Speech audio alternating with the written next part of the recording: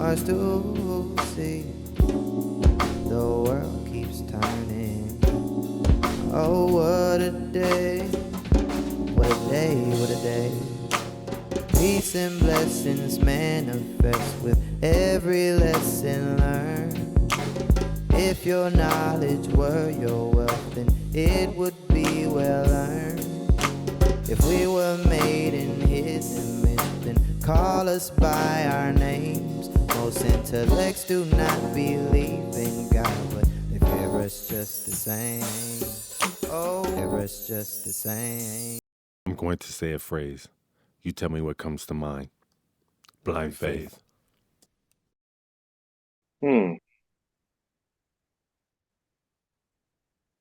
Blind faith. I'm not sure how to answer that. Would you like to introduce yourself? Sure. My name is Knox. I'm a nurse practitioner, originally from Houston, Texas, but now I live here in California. Okay. Welcome again. So today we're really talking about the history of religion, faith, and beliefs. And not to prolong anything, I just want to I think our first question should be maybe a statement. So what I'll do is I'll say a statement and you tell me the first thing that comes to your mind Okay. and how that connects to you. Okay. And the statement is blind faith. The first thing that comes to mind when I hear blind faith, I feel like it sort of has a negative connotation most of the time. It almost is an assumption that you're going to believe what you believe regardless of whatever facts or whatever may be presented to you. So blind in that sense, I think sometimes carries a negative connotation. I wouldn't necessarily say that that relates to me in particular. I do think that the beliefs that I have are anchored in my experiences and things of that nature. So I think blind faith is having faith without knowing, like without seeing. Like, there's a God. I mean, we don't see God, but we worship a God that we can't see. So it's like having faith in something that you can't see. When you're talking about faith, I think blindness, corresponds with that, because when you have faith, it's just your belief. Either you believe it or not, without a shadow of a doubt. You know what I'm saying? There's no evidence behind what you believe. There's nothing that you can visually see, to go into that. We can trace structured religion as far back as 600 AD, where indigenous African beliefs, Egyptian religion, Kushite and Nubian beliefs are presented and somewhat trailblazed the way for religions as we know it today. What is your belief faith system as it stands right now? it's a little layered, but I guess at its core, if I had to liken it or like kind of tie it to one of the major religions, it would be Islam, primarily because they believe in the oneness of God with no partners, no children, no nothing like that. And that is something that I believe. I've been raised Baptist, Christian. I am a believer of God and what it is. So in the religious atmosphere, that says Christian. I'm a believer in God. I'm a believer in faith. I believe that He can come through and He can do whatever He has to do. But as far as saying it now religiously, okay, I'm a Christian. This brings us to the late 17 to 1900s. The AME Church and Black churches make their mark on the community, serving as spiritual and social centers, with the rise of the Nation of Islam following not far behind. Well, I grew up as a Christian, and with my background, I went through a lot of different things, and switched the religions from Christian to studying Jehovah Witnesses to Islam. Then now thinking of myself as being spiritual. Did you want me to go into my first, like, youngest memory? Yeah. Okay. So that's very easy for me. My mom's side of the family is Christian, specifically Baptist. And I remember very vividly going to a Baptist church when I was younger in like elementary school. So that would have been for me like second or third grade. We would get dressed up. It was walking distance from our house. We still have pictures from when we were children, like in front of the church. So I do remember that growing up. And I think that was kind of like my first and earliest memory. Between 600 and 1600 AD, early Christianity in Africa and the Islam expansion took center stage, with monastic traditions being a focus on North Africa and Islam, reaching North and West Africa in the 7th century.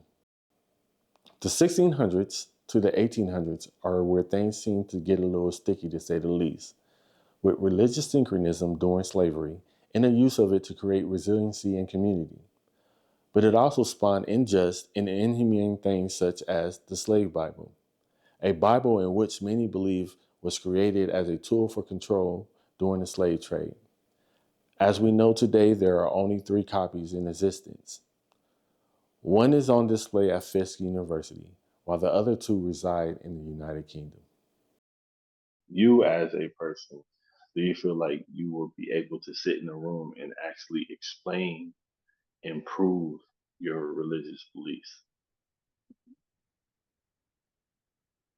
Through experience, like I said, like through experience, I could explain it, but a lot of people use the Bible so to explain the different things that happen in life. So you would have to probably go through research and the Bible and all that to try to explain to people about the religious beliefs that I believe in.